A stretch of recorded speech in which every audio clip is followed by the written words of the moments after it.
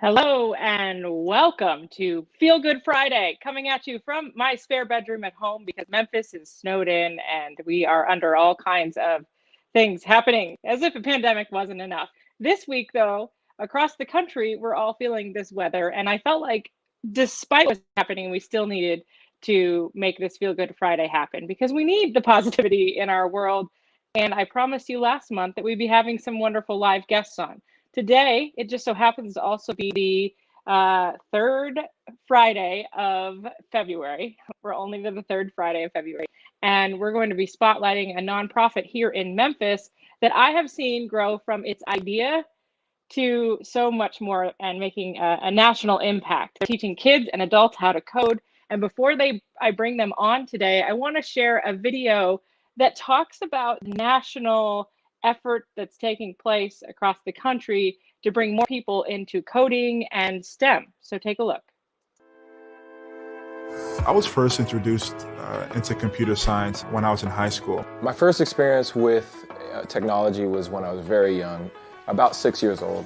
It was part of our curriculum at the school I went to. There I made my way into computer science class, and I loved it so much that I ended up double majoring in both theater and computer science. Growing up as a kid in the inner city, I never learned a thing about coding, and it's so important. All of my girlfriends, I think, have taken a computer science class, and I'm the odd person out right now. Having access to technology, and for me in particular, being able to code was a multiplier. I wanted to do computer graphics. I wanted to be a graphic designer. And when people found out, they laughed at me and, all these things. And I'm like, man, I don't care. I think it's cool. And, I'm learning a lot. And some of my friends have jobs. I mean, the opportunities are endless for somebody who's just getting into computer science because that's a job that's in high demand right now. We have all different types of people who work in computer science. We need the participation of more women, more people of color, to provide a different perspective and a different lens on which problems matter and how we should approach these problems.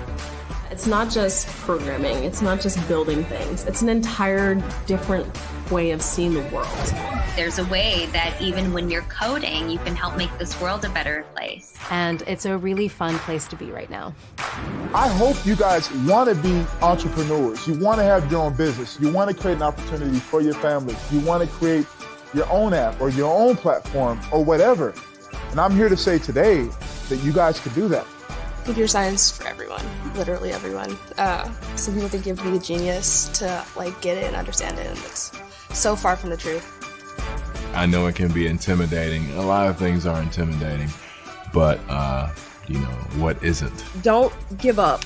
Don't be discouraged. Don't let anybody tell you that you cannot do something. If you're a high school student that's thought about taking computer science, just go after it. We need diverse teams of people in order to make products that reflect what our world looks like. It's not just a means to an end. It's this thing that gives us hope to solve every problem that the world potentially has. We're on a mission to help change the face of computer science. We're going to learn to code together, bring the family, gather around. Anybody can do it. You should try it. If you can dream it, you can do it. Push yourself. Anybody can learn. Just give it a try.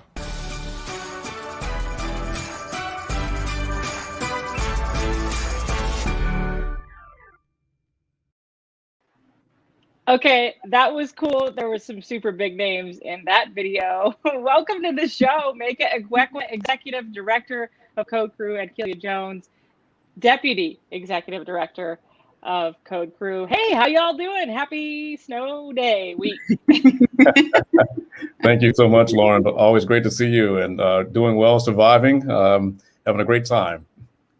Now, that video, I want to talk about that video for a second because first off, I love seeing your logo at the end, but that video has some big names and they're pushing for some big things that you all have been working on in Memphis for years. Let's talk about that. Sure. So we were honored to be asked by Code.org to be one of the organizations to be included as part of this video, but the message that they're conveying is basically the mission and values and vision of CodeCrip, which is that every every child should have access to quality computer science education, that computational thinking is foundational to a 21st century education.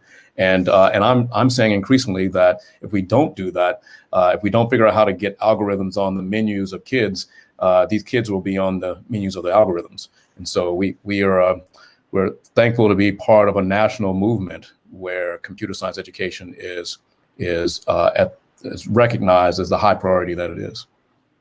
And you've been doing that for several years in Memphis. Let's talk about the work you do here. You have several programs. It started out just teaching kids to code, built into this vision of adults, young adults, and now it's really just about getting people in the industry interested to participate as well. It is. And, we started in May of 2015 with a single summer camp with some support from the Memphis Grizzlies Foundation to mentor kids in how to make mobile apps and see themselves as tech producers. And now that's grown into all that CodeCrip does, from in-school electives classes and after-school programs around the city, teacher training, policy and advocacy, including getting bills passed in Nashville at the state level, as well as our adult coding boot camp that trains adults in 6 months to become entry-level software engineers. And our partnerships with employers have been growing such that on average now the average income of our students coming in has been about $15,000. And once they're placed, they're averaging about $51,000. And so that's a great personal impact for them. And we think it's an important, variable, if you will, in this, or word in this sentence that we're trying to build around building an ecosystem in technology in Memphis. And it's life-changing for many communities. Keely, can you talk about representation? Because this is Black History Month. I've been following you all on social media. You're spotlighting tech, which is so cool to see, not just in Memphis, but across the country and world. What about representation and reaching communities that have not typically been represented in this industry? I think that representation matters. And for us to be able to spotlight how many African Americans and women have played a huge part in computer science and how things have grown is vital. I know you mentioned just the diversity issue, and I want to spotlight that the Kapoor Center recently released some data that shows that there's about 13% African Americans in the United States, and the representation in tech is at about 5%. And then that number significantly just keeps decreasing when you talk about leadership in tech careers, when you talk about folks being on boards of tech companies.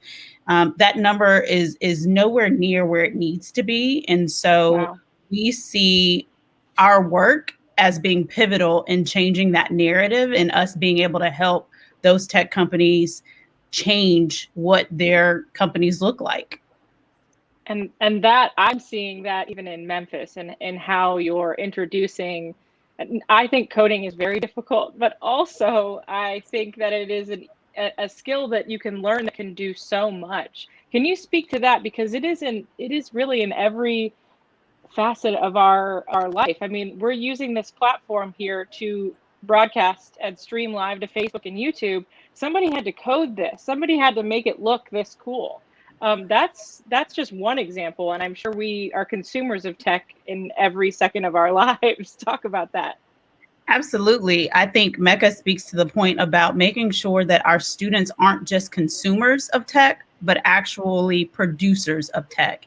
And one of the things that we've seen even over the past year with the pandemic is that technology is so important.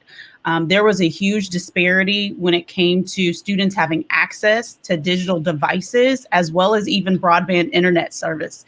And so technology is here to stay. It's not going anywhere.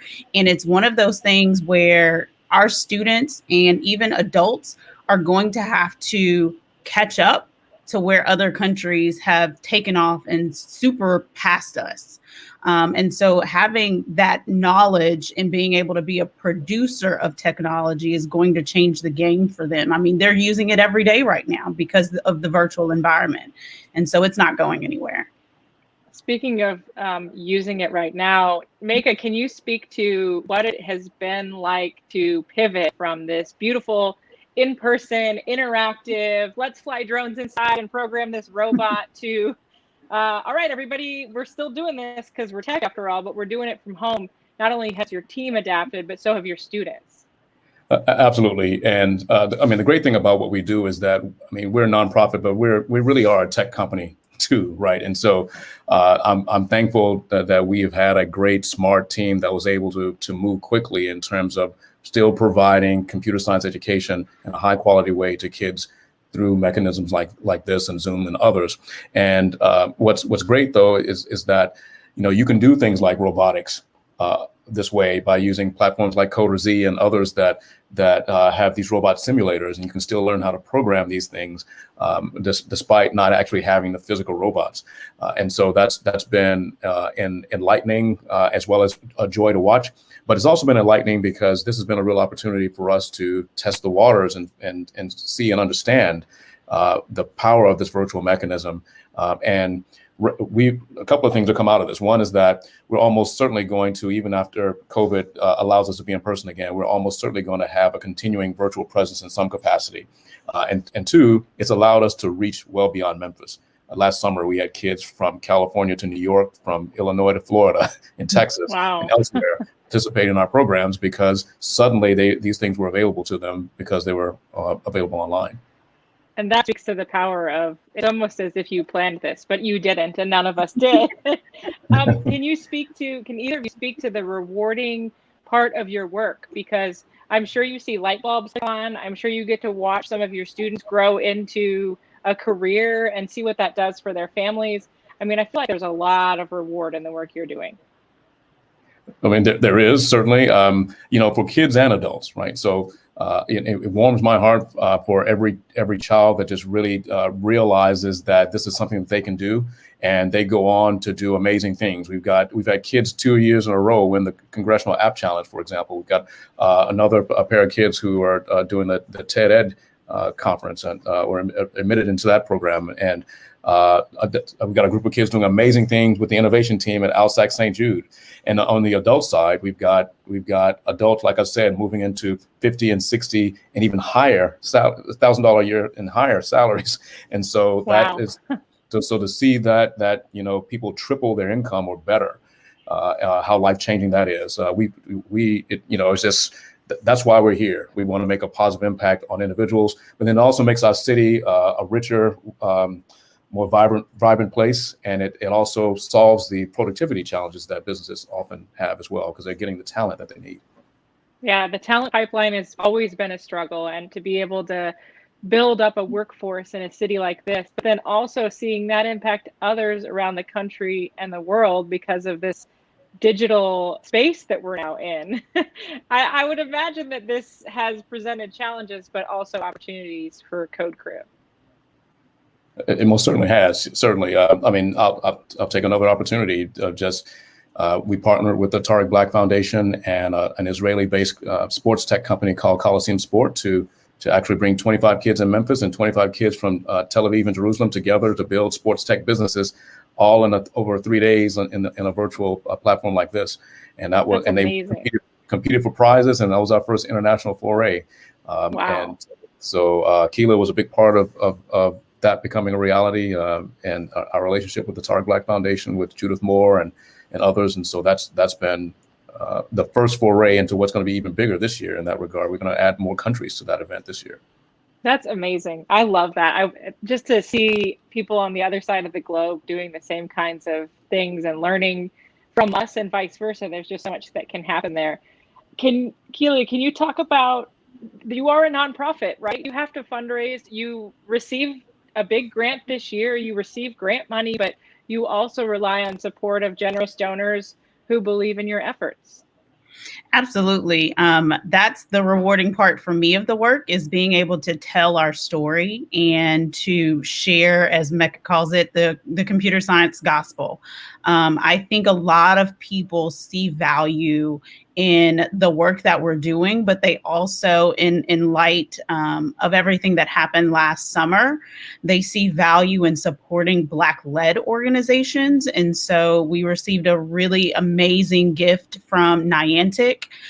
We are also one of 50 organizations in the country to receive a grant from the Microsoft Foundation, Microsoft Philanthropies. And that was a national project where they're giving out $15 million to 50 organizations over 3 years. And that's going to support our work at the Code School.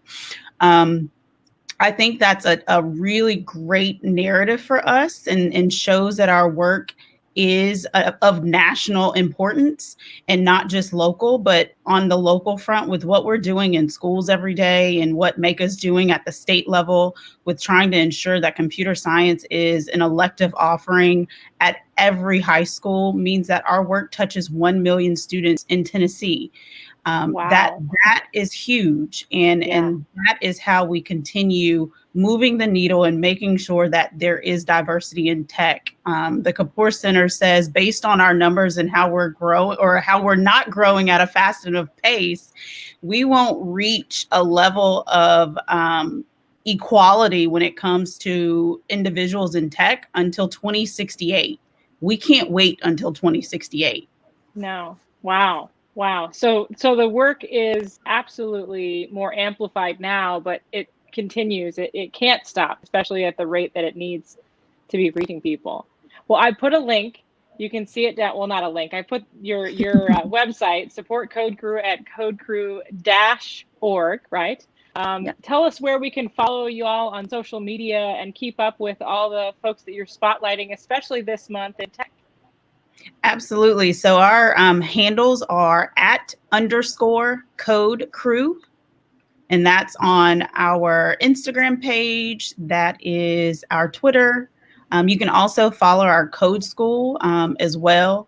That is, Mecca, correct me, @CodeSchool MPHS. Yep. Which is short for Memphis for those of us watching in other places. Not miles per hour. Well, these days it could be either, given all the snowfall. Well, it's been so great to talk to you both.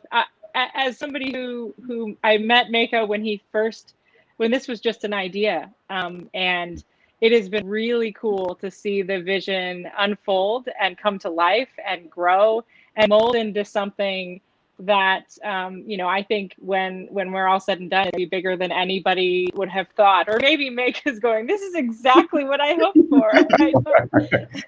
We're almost where I hope for.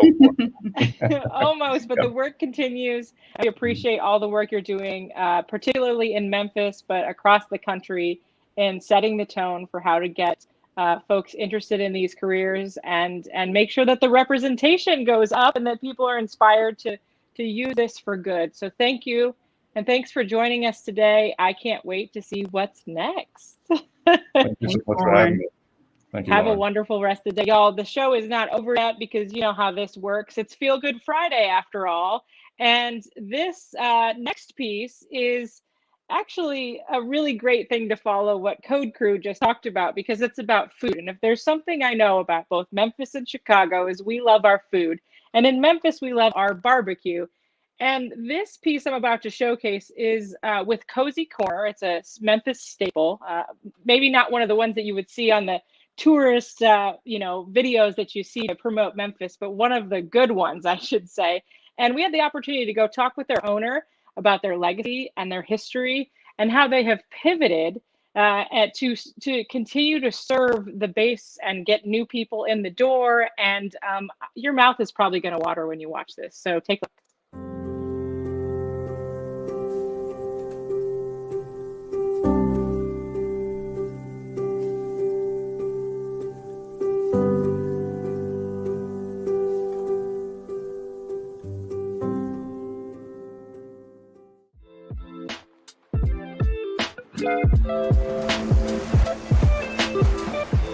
You can't rush barbecue. I mean, it ain't barbecue if you rushed it. The art of barbecuing is the art of cooking slow.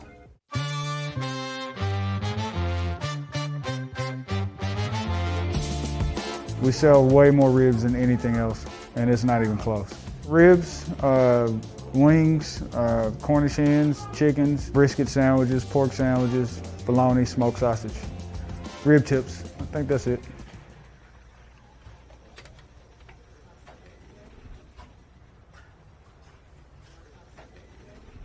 When you've been through as much as we've been through, you don't just give up.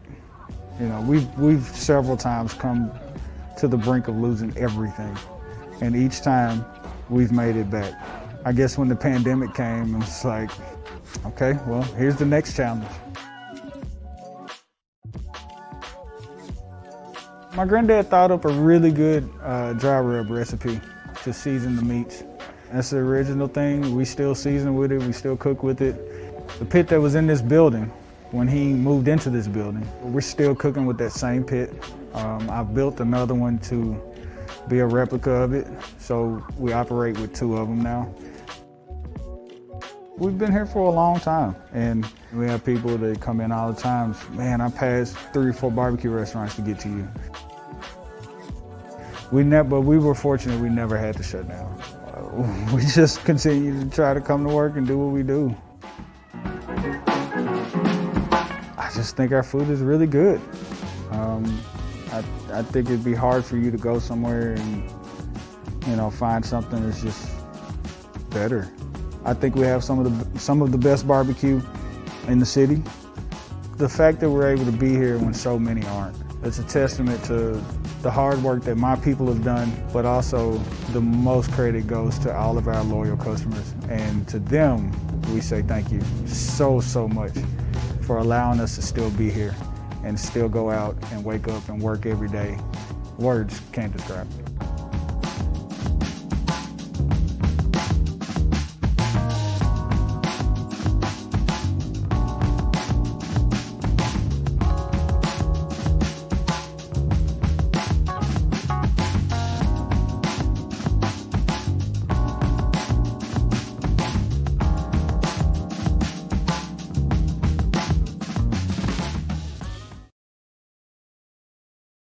Okay, now I'm hungry, and this is a very cruel thing. I just realized if there's anybody watching that is practicing Lent right now, it's Friday and we can't have meat.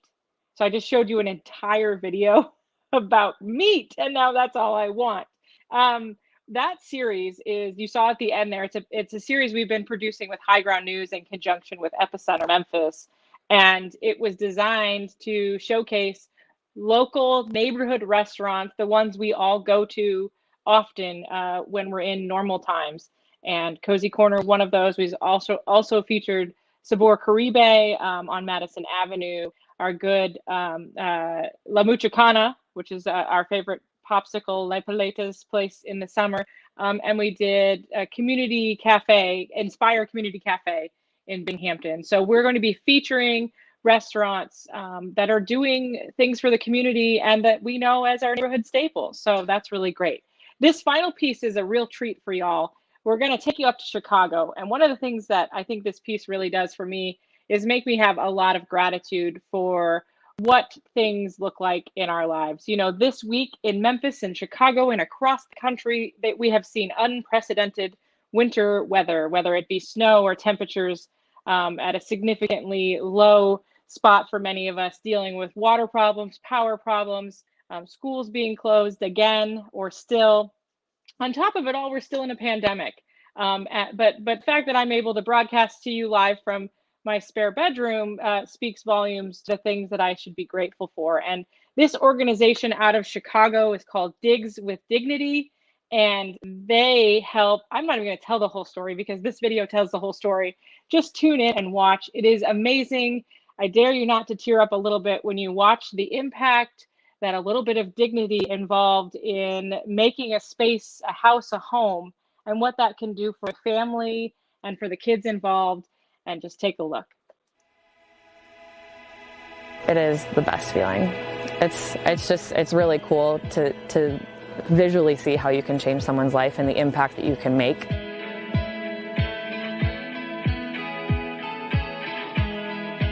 Digs with Dignity is a nonprofit here in Chicago helping families who are emerging from homelessness into homes of their own. And we here at Digs come in and help them by furnishing their house from top to bottom. So we connect with our families through caseworkers. We have about 5 to 6 casework partners that we work with. We get to go meet the family, learn about them, and figure out what they'd like in their home, and we furnish their home for them.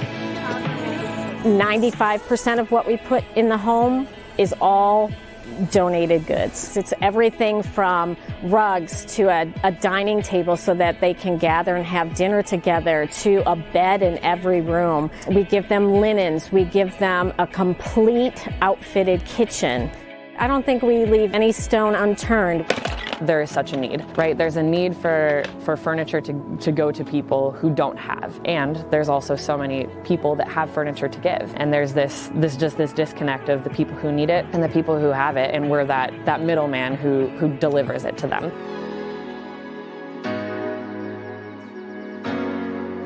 When we walk into the family's homes, it's empty. We walk in, we give everything a quick clean, and then the moving starts. And so our volunteers and our mover help us get all the furniture upstairs, and from then on out, it's just cleaning and organizing and staging and making beds and hanging artwork on the walls so that when we leave, it's a fully furnished space that's ready for them to live in. We've got 3 little girls, all under 6.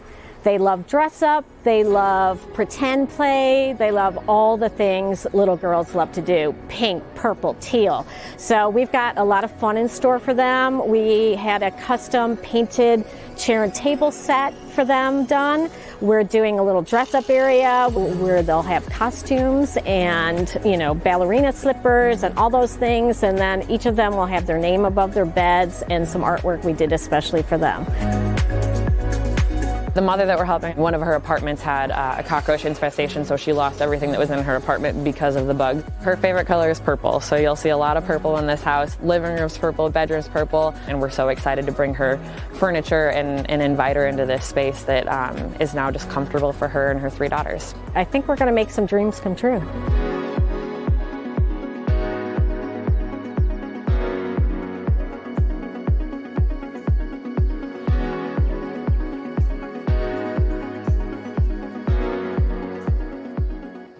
Did it. Oh my God! I love this living room. Come here and sit down. You see the living room? I love the colors. You did exactly what I had. Check out this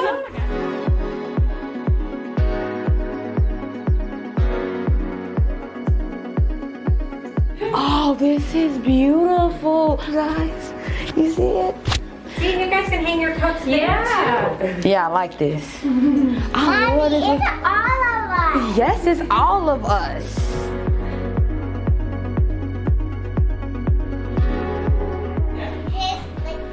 Oh my God. This is gorgeous. Dress up area. Woo! Mari, look at that, sis. Look at your tutus, dog. Look at your butterflies. You like it? Yes.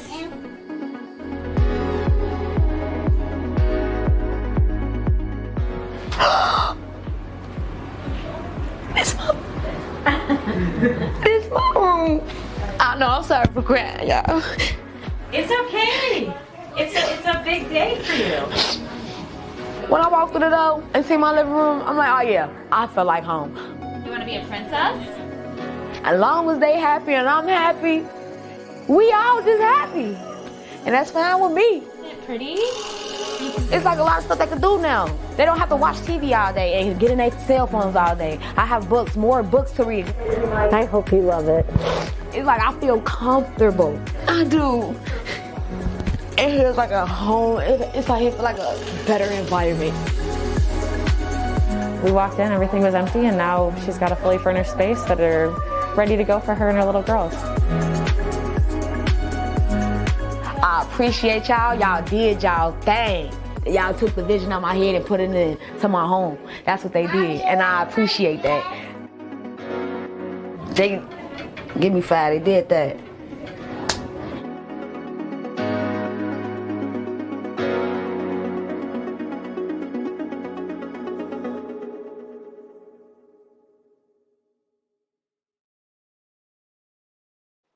Wow, y'all. I don't think I have anything else to add except that made me both feel good, and it also made me see that there are so many good people in the world that do things like that and make a difference for families like them. Wow.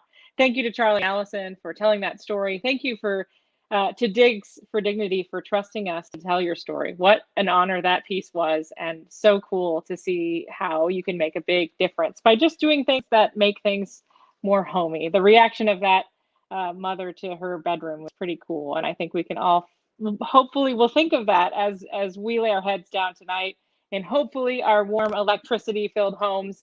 I wanted to come back on here and just say that hope you found this to be hopeful and gave you a little bit of a bright spot in your Friday when things are pretty chaotic all across the country in all kinds of ways. Seems as though life keeps throwing us new experiences that we perhaps didn't ask for. I hope that you spend the weekend taking care of yourself, staying warm, and being good to each other. Remember, if you do go out and go to a grocery store or talk to an essential worker, thank them for taking out of their life to come work so that we can get the things that we need, and just practice a little patience and kindness. We all need it right now. We need that all across the country. I hope you have a wonderful weekend, and we'll see you next month. Remember, we're doing this monthly now with live guests and a couple of different